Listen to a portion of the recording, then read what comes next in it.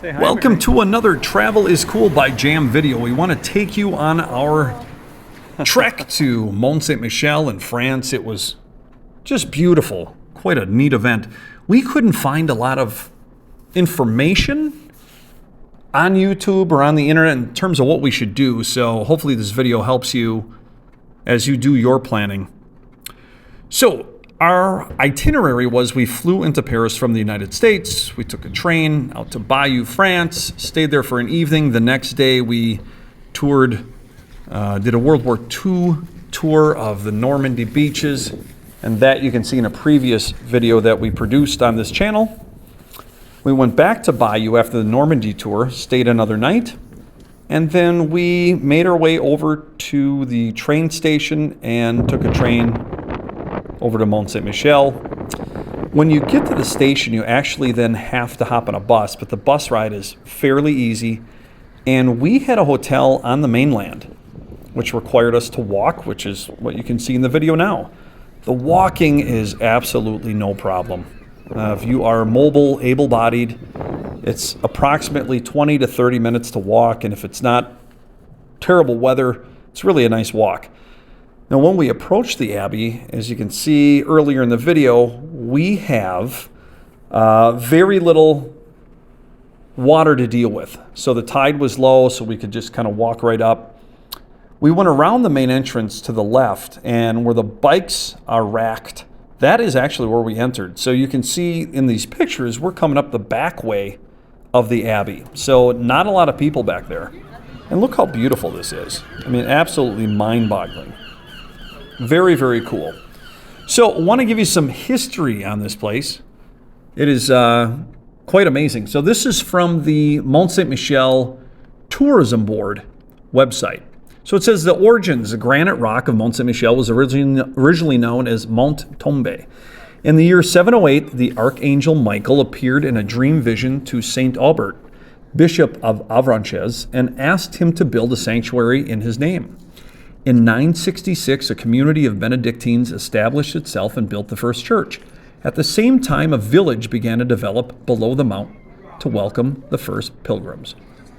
As the number of pilgrims increased, the original church became too small.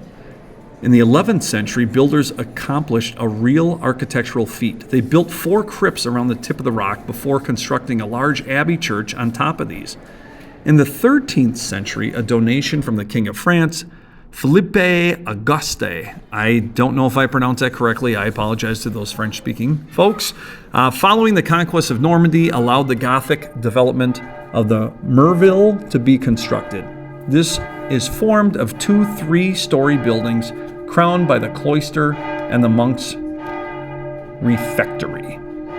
All right, so the 100 Years' War in 1337 to 1453 made it necessary to protect Mont Saint-Michel with a series of military constructions that enabled it to withstand a siege of almost 30 years. Incredible. An area nearby, which became an English stronghold, still holds ruins from this period. During the English siege, the Romanesque choir of the Abbey Church collapsed. It was replaced at the end of the war by the present flamboyant Gothic choir. And just look at these images. It's bringing back great memories. And we got really lucky. It was July, but the weather was really nice, especially right off the ocean. So it was temperature in the 70s. Very, very easy. Right there. All right, so the Bastille of the Seas, a nickname for it. Following the French Revolution, the monks had to abandon the abbey, which was to become a state prison.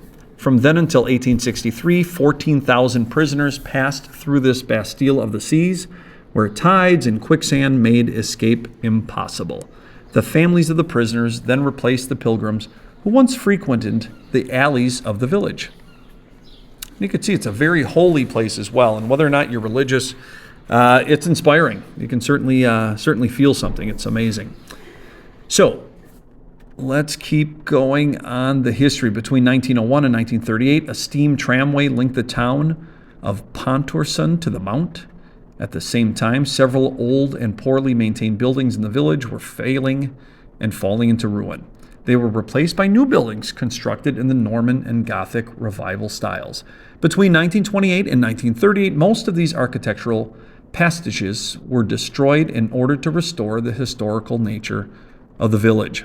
It's interesting. There are trams that used to run back and forth.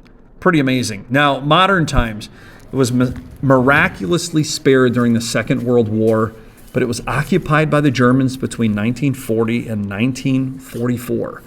In 1966, it marked the millennium of the Abbey's foundation and the return of a religious community. The brothers and the sisters of the monastic fraternities of Jerusalem have been providing a permanent spiritual presence since 2001, welcoming pilgrims and visitors from all over the world. And we certainly felt welcomed.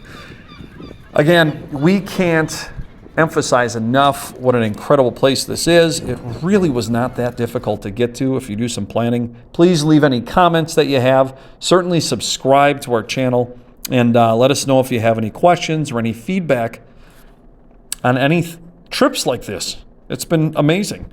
Thank you for watching, and hey, keep exploring.